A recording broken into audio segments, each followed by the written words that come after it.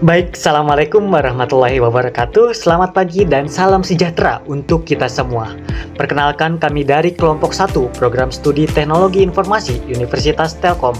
Hari ini kami akan mempresentasikan tugas besar kami dalam mata kuliah Pemeliharaan dan Administrasi Teknologi Informasi dengan topik simulasi sistem administrasi dasar Linux dalam lingkungan mini server berbasis Lubuntu.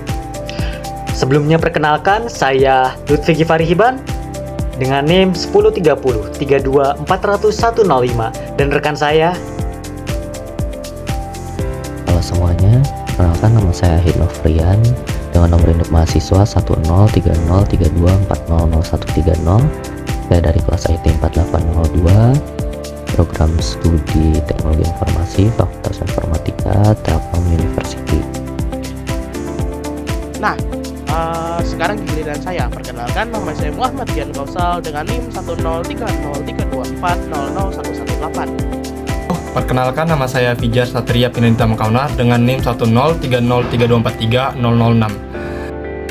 Perkenalkan, nama saya Joanna dari kelas IT 4802 dengan NIM 1030324000. Oke, jadi apa sih proyek ini itu?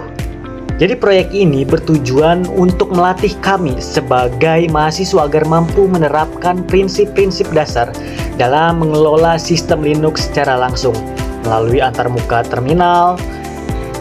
Di dalamnya, kami memperhatikan berbagai aspek teknis yang berkaitan dengan pengelolaan user, partisi, serta di dalamnya kami mempraktikkan berbagai aspek teknis yang berkaitan dengan pengelolaan user, praktisi, serta monitoring sistem yang semuanya berjalan dalam bentuk mode LCI tanpa tampilan grafis. Seluruh praktik dijalankan dalam lingkungan virtual menggunakan sistem operasi Lubuntu yang ringan namun tetap stabil untuk simulasi server. Oke, next slide.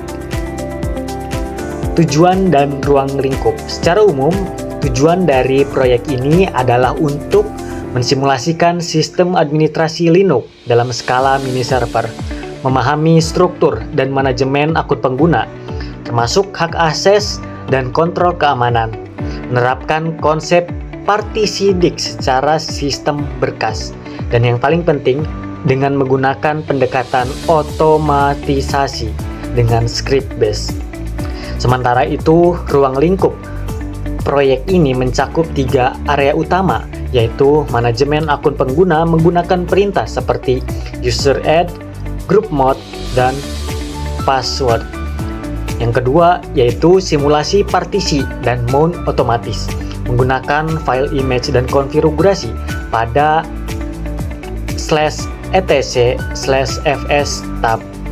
Yang terakhir, yang nomor 3, yaitu adalah monitoring system menggunakan shell script yang menangkap data penggunaan RAM, CPU, dan disk.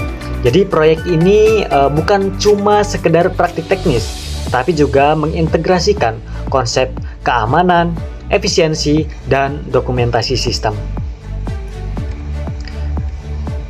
Next.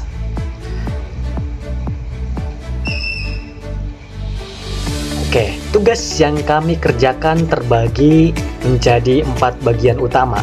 Pertama, kami menambahkan dan mengelola 3 akun pengguna yang mana masing-masing dengan peran yang berbeda. Misalnya, user 1 kami beri hak administrator dengan menambahkan grup sudo. Sementara pada user 2 tetap sebagai pengguna standar, dan user 3 kami nonaktifkan akses loginnya sebagai bentuk pengaturan keamanan. Ini sudah sesuai dengan perintah dalam tugas, yang mana user 1 menjadikan administrator, user 2 pengguna standar, dan user 3 yang dinonaktifkan.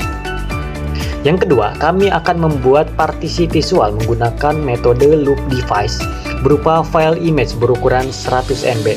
File ini kami format ke dalam berkas ext4, lalu di mount ke garis miring MNT data simulasi agar bisa termuat otomatis saat booting.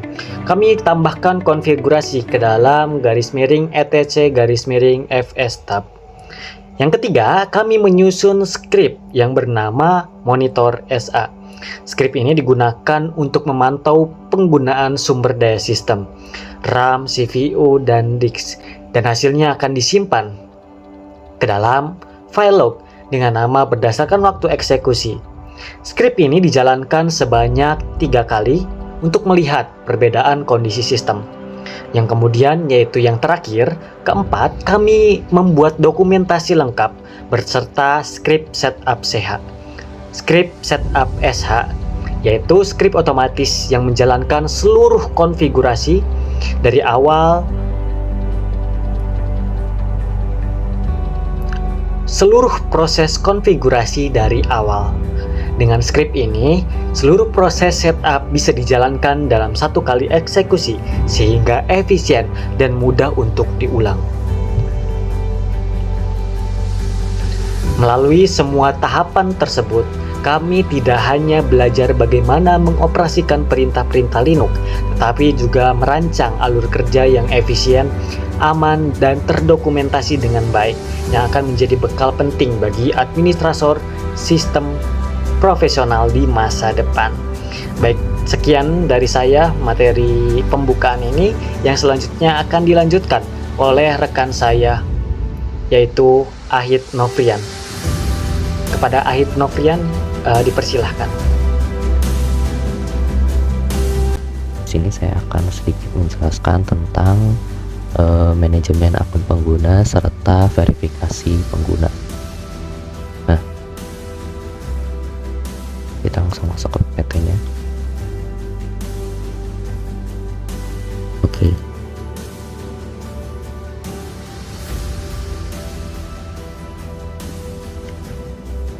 Nah, yang pertama,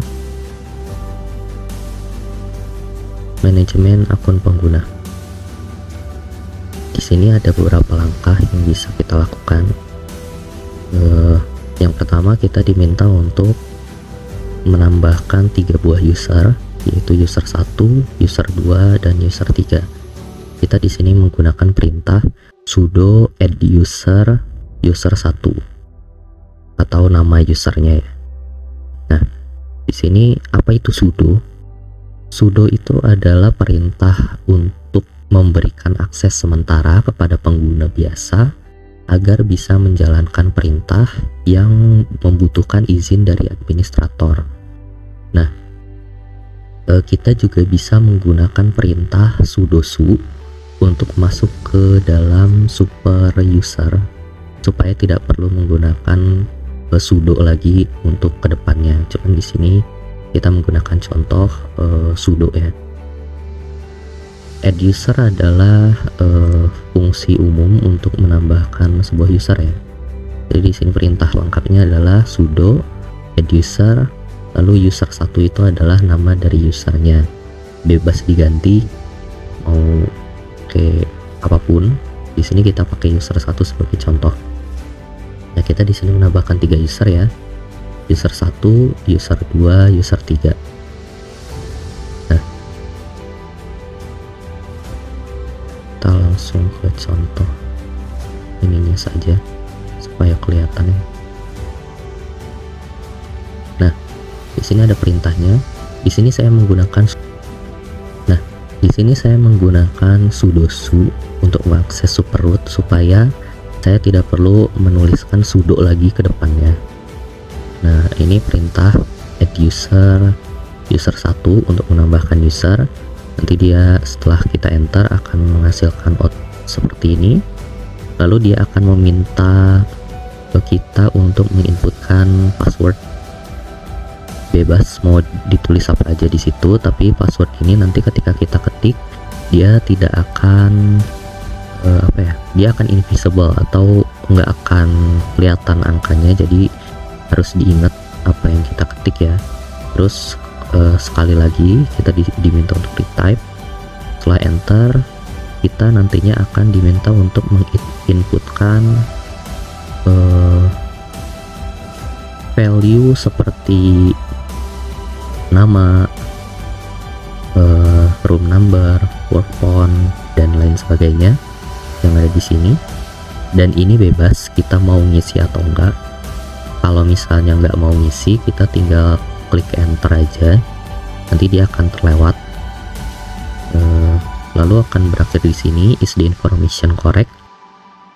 Jika semua informasi yang kita masukkan sudah benar, maka kita tinggal klik Y atau yes. Jika ada informasi yang keliru atau salah, kita bisa klik N atau no. Setelah itu kita enter dan user sudah berhasil ditambahkan. Nah, begitupun dengan user 2 dan user 3. Caranya sama. Nah, lalu balik ke awal tadi.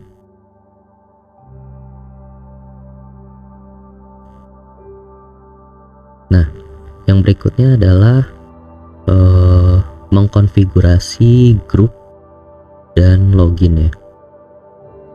Nah, perintah kedua adalah setelah kita menambahkan 3 buah user, kita diminta untuk memasukkan user 1 ke superroot atau ke admin dan menonaktifkan atau mengunci akun dari user 3 gitu. Nah, untuk yang pertama, untuk menambahkan user 1 ke super user atau ke root, kita bisa menggunakan perintah sudo usermod strip ag, A-nya kecil, G-nya besar, sudo user 1.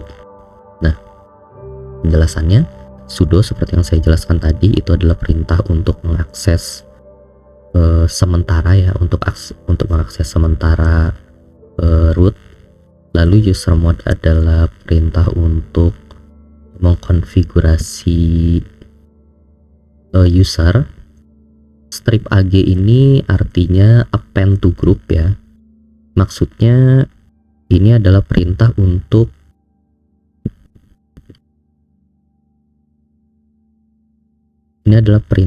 menambahkan pengguna ke grup tambahan tanpa mengganti grup yang sudah ada. Jadi di sini kan tulisannya strip ag sudo ya. Jadi dia nanti akan menambahkan user 1 ke grup sudo atau ke grup root tanpa merubah grup yang sudah ada. Jadi dia bakal tetap ada di grup sebelumnya, cuman dia masuk juga ke grup root seperti itu. Nah, lalu untuk menonaktifkan user atau untuk mengunci user, kita menggunakan perintah sudo usermod strip l user 3. Kurang lebih sama seperti yang di atas, kita hanya menggunakan opsi yang berbeda ya.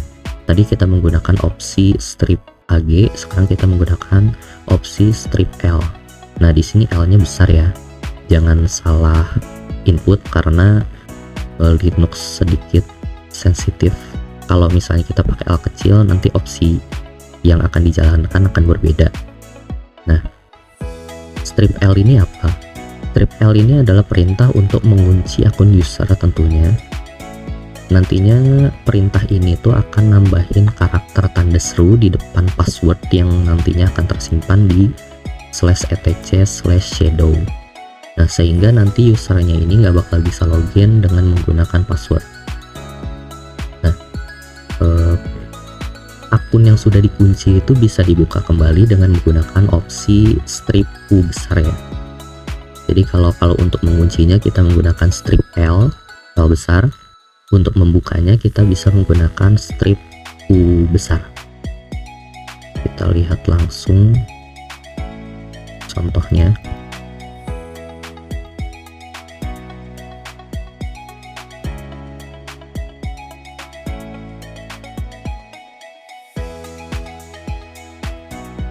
Nah, yang ini ya, usermod. Ini karena saya menggunakan sudosu, jadi saya tidak perlu menggunakan sudo lagi ya. Jadi langsung usermod strip ag sudo user 1. Ini perintah untuk menambahkan user 1 ke grup sudo atau grup root. Lalu usermod strip L besar, user 3 untuk menonaktifkan user. Nah, berikutnya kita lanjut ke verifikasi pengguna. Nah, kita akan memeriksa beberapa file, 3 file lebih tepatnya, yaitu file passwd, file shadow, dan file group. Nah, ini file apa sih sebetulnya? Nah,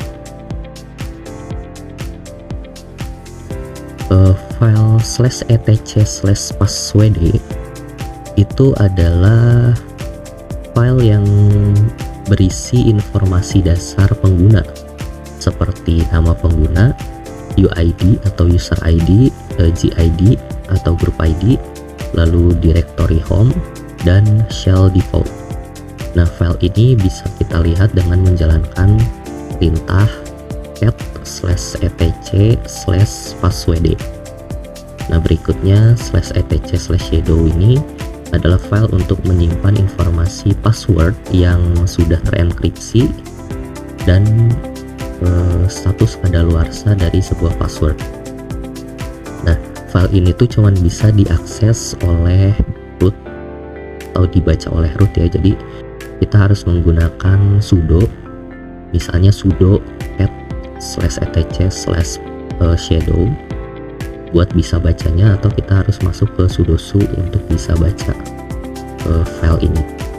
Nah, lalu yang berikutnya adalah /etc/group, yaitu fungsinya adalah untuk menyimpan daftar semua grup dalam ini adalah file yang menyimpan daftar semua grup di dalam sistem dan anggota dari tiap grup tersebut. Supaya lebih jelas, yang terakhir adalah cek login ya. Kita menggunakan /pipe, itu yang ada di tengah itu pipe ya, yang garis lurus itu dibacanya pipe, /pipe grep user 1. Apa itu?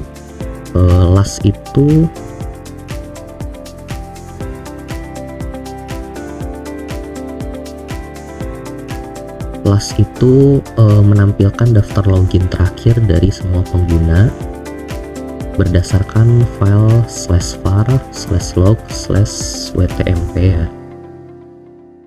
Sedangkan grep user 1 itu fungsinya adalah untuk menyaring atau memfilter output supaya nantinya yang ditampilkan itu cuman si entry log dari user 1 aja. Nah, fungsinya pipe di tengah itu adalah untuk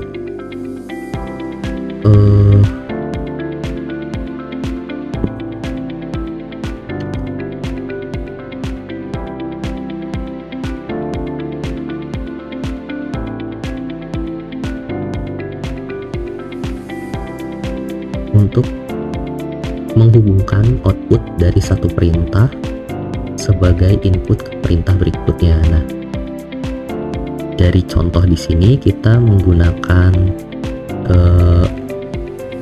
perintah pertama plus, lalu kita hubungkan menggunakan pipe supaya output dari last ini jadi input dari grep user 1, itu kurang lebih.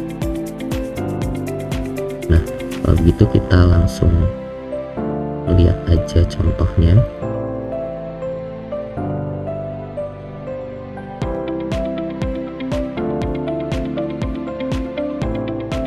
Nah, sini ada cat /etc/passwd pipe grep user. Nah, cat itu apa? Cat itu adalah perintah untuk membaca sebuah file. Di Linux ya, di Linux kita pakai cat /etc/password itu filenya. Lalu di sini kita menggunakan grep user. Fungsinya apa? Supaya yang di outputkan itu supaya yang di outputkan itu adalah user aja. Jadi di sini bisa dilihat ya, outputnya user 1, user 2, user 3. Nah, tadi kan outputnya itu berupa user 1, nama dari user ya. Lalu X ini adalah tanda kalau password user itu tersimpan di /etc/shadow. Lalu ada 1001 ini merupakan user ID, 1001 group ID. Lalu Lutfi ini adalah Lutfi titik itu adalah semacam komen atau yang tadi kita masukkan, kita input ya, tapi bisa kita lewat aja. Kalau kita lewat nanti pasti kosong, kayak user 3 ini dia kosong ya. Lalu ada /home/user1 itu adalah home directory-nya dia. Lalu /bin/base itu adalah shell default-nya user tersebut. Nah, lalu ada yang berikutnya cat/etc/shadow. Seperti yang saya jelaskan tadi, file ini tuh menyimpan password dari user ya. Nah, ini passwordnya ini udah terenkripsi, makanya kita mungkin susah bacanya ya karena sudah terenkripsi. Nah, tadi kan kita udah mengunci atau menonaktifkan user 3 ya. Nah, tandanya sudah dikunci adalah lihat di depan passwordnya ini ada tanda seru. Nah, itu artinya user 3 itu sudah dikunci. Jadi nanti dia tidak akan bisa login menggunakan passwordnya gitu. Lalu ada cat/etc/group ya. Di sini saya nggak menjalankan itu.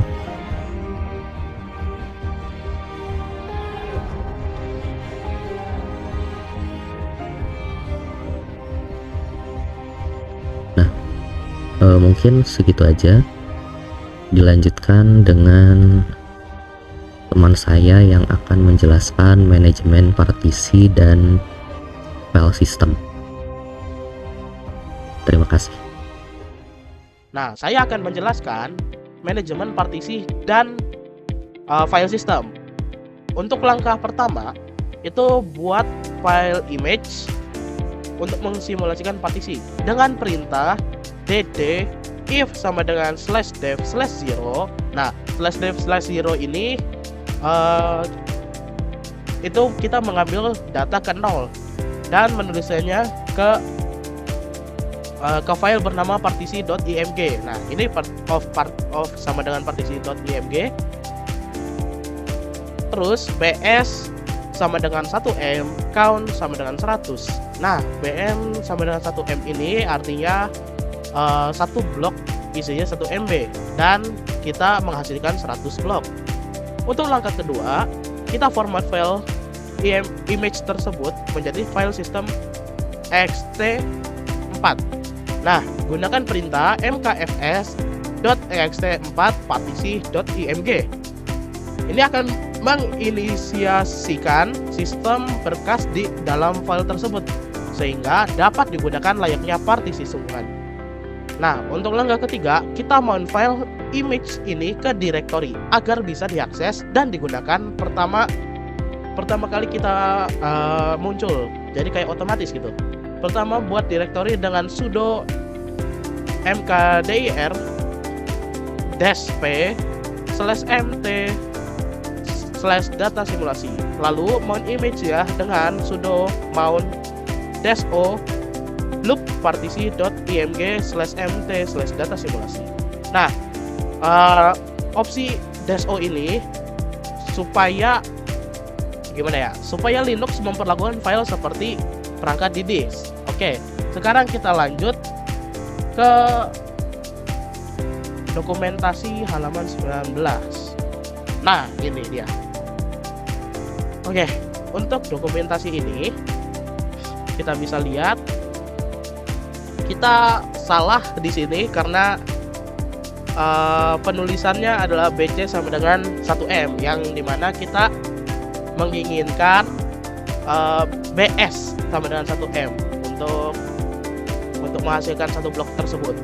Nah, setelah dikoreksi, proses membuat file image berjalan lancar. Hasil file berukuran 100 MB. Ini dia. Untuk format mkfs.ext4 partisi.img berhasil dilakukan membentuk struktur file system yang lengkap. Nah, mana?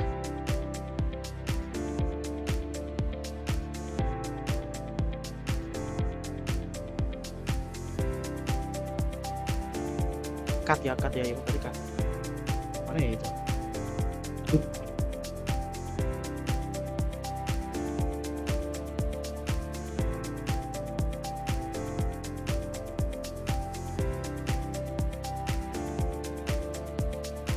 Oh, ini. Nah, kita lanjut. mkfs.ext4partisi.img ini berhasil kita lakukan membentuk struktur file system yang lengkap. Nah, terus selanjutnya direktori data simulasi dibuat dan file image berhasil di-mount ke direktori tersebut menggunakan loop device. Seperti yang tadi kita dsp/mnt/data simulasi sama mount -o loop partisi.img. Nah, terakhir kita melakukan konfigurasi tambahan seperti pada file /etc/fstab agar proses mount bisa otomatis dilakukan saat booting. Nah, ini tampilan saat /etc/fstab ini diluncurkan menyala gitu. Format barisnya Oke, untuk format barisnya itu adalah /full/pet/to/partisi.img/mnt/data simulasi xt4loop00. Nah, pastikan pet partisi.img ini sesuai dengan lokasi sebenarnya ya. Nah, dengan konfigurasi ini kita nggak perlu mount manual setiap kali sistem dinyalakan. Oke, segitu saja dari saya. Bisa dilanjutkan dari teman saya. Assalamualaikum warahmatullahi wabarakatuh. Baik, pada slide 8 saya akan menjelaskan monitoring sistem dengan shell script. Tujuan dari script ini adalah untuk memantau kondisi sistem, khususnya dalam penggunaan RAM, CPU, maupun disk, serta untuk menyimpan dalam bentuk log secara otomatis. Kami menggunakan file bernama monitor.sh. Script ini dijalankan sebanyak 3 kali, dan setiap kali dijalankan akan membuat file log yang baru. Lokasi penyimpanan log otomatis berada di direktori home/ahit n/logs. Isi dari log ini mencakup dari penggunaan RAM, statistik CPU, informasi disk. Contoh nama file outputnya adalah monitoring_2025/4-17/0945. Nah, format nama file ini dibuat otomatis berdasarkan tanggal dan waktu saat log ini dibuat. Baik, ke slide 21. Ini merupakan contoh hasil dari lognya. Nah, kita bisa melihat bagian RAM, penggunaan RAM-nya menampilkan total, usage, dan free memory. Untuk CPU usage, ini yang menampilkan statistik aktivitas CPU seperti user, sistem, idle, dan lain-lain. Untuk bagian disk usage-nya memperlihatkan penggunaan disk di semua mount point aktif. Nah, log ini sangat membantu untuk mendeteksi masalah performa sistem yang lebih awal. Nah, untuk struktur shell script-nya, berikut ini adalah isi dari monitor.sh-nya. Yang pertama adalah script ini akan membuat nama file log berdasarkan waktu saat ini. Kemudian informasi RAM diambil dengan perintah free negasi H. Untuk CPU digunakan top negasi BN1 grab tanda petik CPU dalam kurung S untuk melihat persentase penggunaan CPU-nya. Lalu penggunaan disk ditampilkan dengan df negasi H. Semua output ini akan dikirim ke file log yang tadi dibuat. Script ini sederhana namun cukup powerful untuk monitoring sistem secara dasar. Dengan menyimpan log otomatis, kita bisa melakukan analisis sistem dari waktu ke waktu. Sekian, terima kasih. Di sini saya akan menjelaskan automasi setup dengan langkah-langkahnya. Langkah-langkah. Script setup SH menjalankan seluruh konfigurasi.